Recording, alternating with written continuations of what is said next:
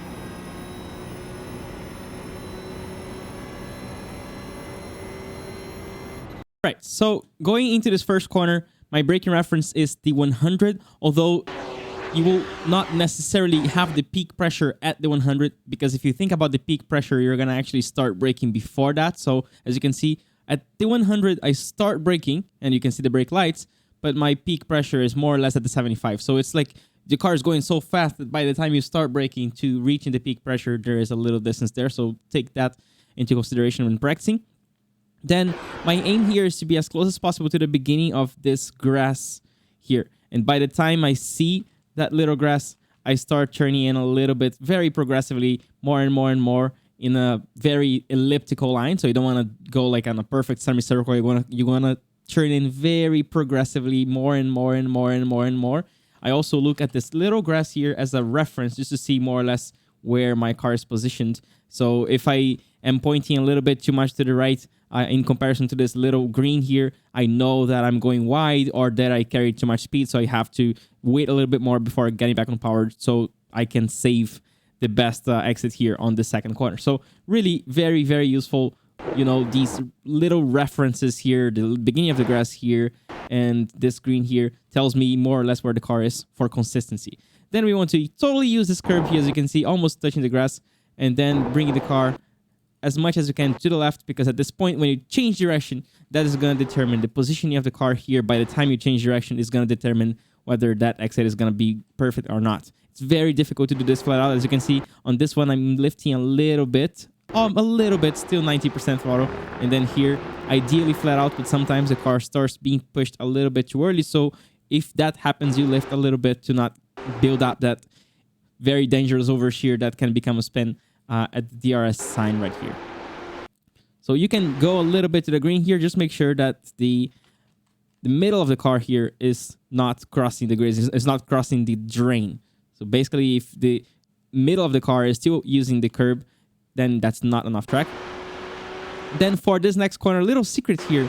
You see, if we try to use all the track and brake at this white line, by the time we start turning in, the car is actually a little bit more towards the inside, and we end up not using all the track here. So what you want to do instead is try to project where the car is going to be by the time you start braking. So here we start braking, you see a little bit further away diagonally to the outside, and then the white line does a little kink here, so that puts you in the perfect positioning for that corner. So as you can see, braking towards that white line and then staying there.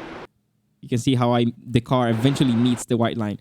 And then very aggressive trail braking here into that corner. Try to use a little bit of this curve. I actually missed it a little bit. I want to use a tiny bit more, maybe one tire more to the left to make sure that the car gets that good rotation. And then back on power here on the outside. Incredibly light hands. You can see how the car falls to the outside. by the time you get on the curb here. So if you're pulling the car way too much to the left, by the time the car pulls there, you end up losing the rear and spinning. So make sure light hands allow the car to go there without panicking and trying to bring it back too early. Then for this next corner, make sure you are as close as possible to the white line. I mean, on top of the white line, as close as possible to the grass, and very aggressive trail brake. You don't want to use this curb too much. You want to use the second one too much. So here, not that much. And then this one, we're going to totally use it, as you can see, pretty much on the grass, using it completely. And then on power, letting the car go to the outside here. Same thing, you can use a little bit of the outside here with the left tires. You will get an off track if the center of the car goes there.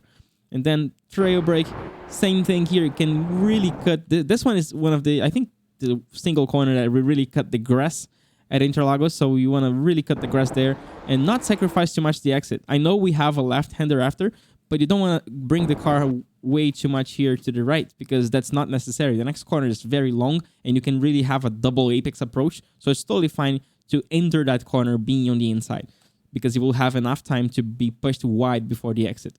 So here, as you can see, using pretty much all the exit and then change direction and trying to hit the grass here.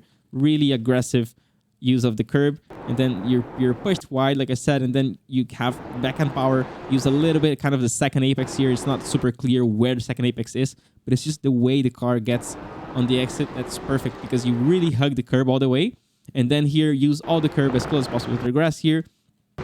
For the next corner, third gear, then you don't want to upshift to fourth. It feels like you want to upshift to fourth. Don't do that. Stay on third. Then brake carefully because it's very easy when you downshift to second here for the trail brake to end up locking the tires. So very, very patient trail braking here. Don't brake too hard.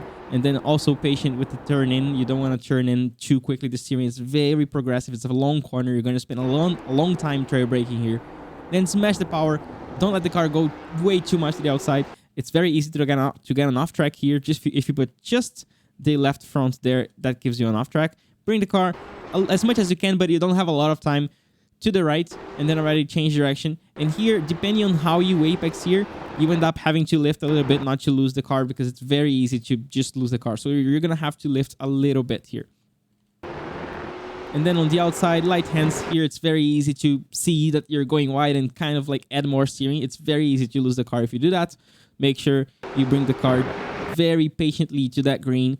And then the off track here is funny because at this point, the middle of the car will get an off track if you use the green. But as soon as the green is over here, you can bring the car even more to the outside because the off track now is the center of the car on this drain. So you can see it's almost like a little chicane here. You turn in and down and then you go to the right a little bit more under braking to open up a little bit more. That's pretty much the limit there. As you can see, I'm almost getting an off track. And then you can open up the line and carry a little bit more speed on this last corner here, which is very important because you keep carrying that extra speed uphill on a long straight.